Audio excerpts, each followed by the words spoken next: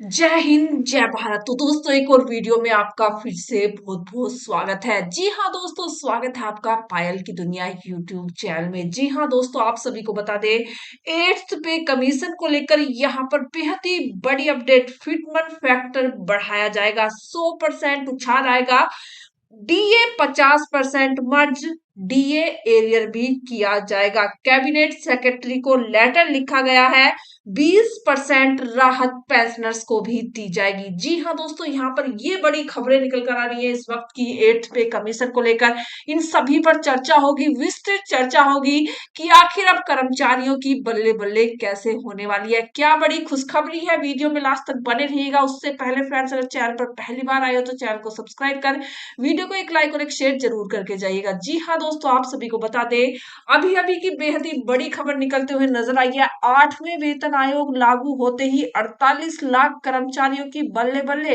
Eighth pay commission के अंदर भारत में केंद्रीय सरकार के लाखों कर्मचारी इन दिनों 8वें वेतन आयोग के लागू होने का बेसब्री से इंतजार कर रहे हैं। 7वां वेतन आयोग जब से प्रभावी हुआ है, उसे लगभग एक दशक का समय बीतने को आया। इसी पूरी अवधि में देश की अर्थव्यवस्था में अनेक बदलाव किए गए हैं, जैसे कि मुद्रास्फीति की दर में निरंतर उतार चढ़ाव देखने को मिला है। रोजमर्रा की वस्तुएं और सेवाओं की कीमतों में भी काफी ज्यादा वृद्धि हुई है। इसी के बीच कर्मचारियों की खरीदने की क्षमता को काफी हद तक प्रभावित किया गया है। ऐसे माहौल में यह स्वाभाविक है कि सरकारी नौकरी करने वाले लोग अपने वेतन में इजाफे की आशा कर रहे हैं। पिछले कुछ वर्षों में जीवन यापन की बढ़ती हुई कीमतों ने उनके परिवार के बजट को प्रभावित किया है। शिक्षा, स्वास्थ्य, आवास और अन्य मूलभूत आवश्यकताओं के खर्च बढ़ने से कर्मचारी वर्ग पर आर्थिक दबाव बढ़ा हुआ है।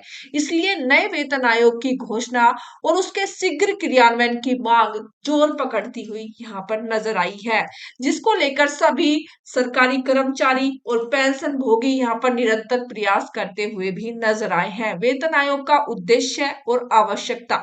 विभिन्न सूत्रों और विशेषज्ञों के अनुसार यदि 8वां वेतन आयोग नवंबर 2025 में स्वीकृत होता है, तो भी इसके वास्तविक रूप से लागू होने की तारीख जनवरी 2026 होने की प्रबल संभावना है। सरकार का यह सामान्य अभ्यास रहा है कि नए वेतन ढांचों को नए कैलेंडर वर्ष या फिर नए वित्तीय वर्ष से प्रभावी बनाया जाता है। इसका मुख्य कारण प्रशासनिक सुगमता और वित्तीय नियोजन में आसानी है। जब किसी निश्चित तिथि से नई व्यवस्था शुरू होती है, तो सभी विभागों में एक रूपता बनी रहती है और हिसाब किताब रखने में सरलता होती है। बजट आवंटन और व्यय प्रबंधन में सुव्यवस्थित तरीके से किया जा सकता है। पूर्व में भी वेतन आयोगों को ऐसे ही तिथियों से प्रभावी बनाया गया था, इसलिए कर्मचारियों को यह समझना चाहिए कि स्वीकृति की तारीख और वास्तविक क्रियान्वयन की तारीख में अंतर हो सकता है। लेकिन जो एरियर को लेकर यहाँ पर बात की जा रही है, आयोग लागू करने की चरणबद्ध प्रणाली।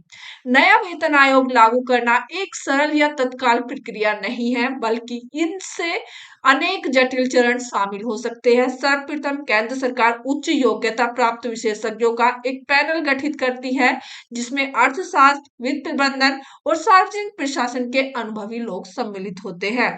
साथ ही साथ इससे विशेषण के पर्याप्त समय लगता है, क्योंकि प्रत्येक पहलू की सूक्ष्म जांच होती है।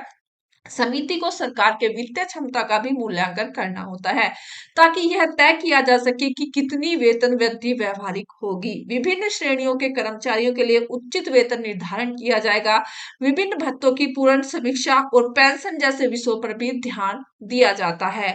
पूरी प्रक्रिया में कई माह लग सकते हैं, एक वर्ष या उससे अधिक समय भी यहाँ पर लग सकता है। साथ ही साथ आपको बता दें, एरियर यानी बकाया राशि का भुगतान क्रियान्वयन होने वाली देरी में कर्मचारियों को किसी प्रकार की हानि ना हो, इसके लिए सरकार एरियर की व्यवस्था करती है। उदाहरण के लिए यदि नया वेतन जनवरी 2026 से प्रभावी घोषित होता है, लेकिन वास्तव में बढ़ा हुआ वेतन अप्रैल 2026 से मिलना होता है, तो जनवरी से मार्च तक के 3 महीनों का अंतर बनता है। इस अंतर को पूरी राशि एक मुश्त रूप से कर्मचारियों के खाते में बकाया के रूप में जमा की जाती है। यानी कि बकाया राशि काफी बड़ी होती है और कर्मचारियों के लिए बहुत लाभदायक भी साबित होती है। एक मुश्त राशि धनराशि का उपयोग विभिन्न तरीकों से किया जा सकता है। कुछ लोग अपने ऋण या उधार चुकाने में इसका उपयोग करते हैं। कुछ कर्मचारी अपने बच्चों की शिक्षा, घर की मरम्मत या अन्य बड़े खर्चों के लिए भी करते हैं। इस पैसे का इस्तेमाल करते हैं। कई लोग इसे दीर्घकालीन बचत या निवेश में लगाना भी पसंद करते हैं। यह व्यवस्था सुनिश्चित करती है कि देरी के कारण कर्मचारियों को वित्तीय नुकसान नहीं हो। यानी मतलब कि जो एरियर का समय है 18 महीने का, यहाँ पर क्या वो एरियर यहाँ पर दिया जाएगा, इसको लेकर भी सभी कर्मचारी और पेंशन के मन में सवाल उठ रहे हैं। तो यहाँ पर सरकार ने साफ किया है कि जैसे ही कुछ भी नया वितरण किया जाता है तो वैसे ही आप सभी को बता दिया जाएगा। हालांकि अभी 18 महीने के एरियर को लेकर भी कोई जवाब यहाँ पर नहीं दिया गया है। कर्मचारियों के लिए महत्वपूर्ण मार्गदर्शन क्या है? 8वें वेतन आयोग को लेकर उत्साहित होना सामान्य बात है, लेकिन कर्मचारियों को कुछ महत्वपूर्ण बातों का ध्यान भी रखना आवश्यक है।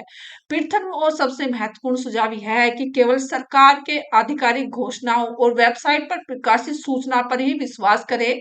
सोशल मीडिया प्लेटफॉर्म पर अनेक प्रकार की अफवाहें और गलत सूचनाएं प्रसारित हो रही हैं, जिन्हें भ्रमित होने की आवश्यकता बिल्कुल भी नहीं है। जो कि हम भी आपसे बार बार बोल रहे हैं कि सोशल मीडिया पे बहुत सारी भ्रामक बातें चल रही है, बहुत सारी अफवाहें चल रही है कि ऐसा होगा ऐसा होगा। ऐसा कुछ भी नहीं है। सरकार ने मात्र डीए को सैलरी में मर्ज करने से मना किया है। उसके अलावा यहाँ पर सरकार ने कुछ भी डिक्लेयर नहीं किया है। साथ ही साथ दूसरा महत्वपूर्ण परामर्श ये है कि वेतन वृद्धि की आशा में अभी से बड़े कर्ज लेने का अनावश्यक खर्चने से बचे। यानी अगर आप सोच रहे हैं कि आपके वेतन में वृद्धि होगी तो आप कर्ज ले लें और उससे अपना खर्चा चलाएं, तो उससे भी आपको बचना चाहिए। कई बार लोग भविष्य की अच्छी सैलरी के भरोसे पर वर्तमान में बड़ा ऋण ले लेते हैं, जो कि बाद में समस्या उत्पन्न कर सकता है। अपनी वर्तमान आय के अनुसार ही वित्तीय योजना बनाएं। नियमित रूप से भविष्य निधि, जीवन बीमा और सुरक्षित निवेश योजनाओं में बचत करते रहें। धैर्य बनाए रखें और आधिकारिक घोषणाओं की प्रतीक्षा करें। सरकारी कर्मचारियों के लिए 8वां वेतन आयोग निश्चित रूप से एक सकारात्मक बदलाव लेकर आएगा। यह उनके जीवन स्तर में सुधार करने और आर्थिक सुरक्षा प्रदान करने में सहायक होगा। हालांकि कर्मचारियों को यह समझना चाहिए कि आयोग का अंतिम स्वरूप सरकार की वित्तीय स्थिति और देश की आर्थिक परिस्थितियों पर निर्भर करता है। इसलिए अपेक्षाएं रखने के बजाय यथार्थवादी दृष्टिकोण रखना बेहद ही ज्यादा जरूरी है। तो दोस्तों, ये जो खबर थी ये आपके लिए बेहद ही ज्यादा जानना जरूरी थी, क्योंकि यहाँ पर सरकार ने साफ कर दिया है कि अभी हाल फिलहाल में सैलरी को लेकर कोई भी नया स्ट्रक्चर यहाँ पर नहीं दिया गया है। जो पुराना था वही है। तो अभी अगर आप सोच रहे हैं कि हम बड़ा ऋण ले लेते हैं सैलरी के भरोसे, अगर सैलरी अच्छी होगी, तो अभी इसको लेकर कोई भी यहाँ पर सुविचार नहीं किया गया है। तो आप जैसा चल रहा है वैसा ही चलाइए। जितना आपका खर्चा है उतना ही कीजिए, उससे ज्यादा ना करिए। जितना कम हो सके उतना कम करने की कोशिश कीजिए। यही हमारी आज की इस वीडियो का मुख्य उद्देश्य है कि आपको समझाएं कि आप किस मार्गदर्शन पर चलें, क्योंकि कर्मचारियों के लिए मार्गदर्शन बेहद ही ज्यादा जरूरी है। तो फ्रेंड्स, ये थी आज की हमारी वीडियो। आपको कैसी लगी कमेंट कीजिएगा। वीडियो को एक छोटा सा लाइक और एक शेयर जरूर करके जाइएगा। जय हिंद, जय भारत।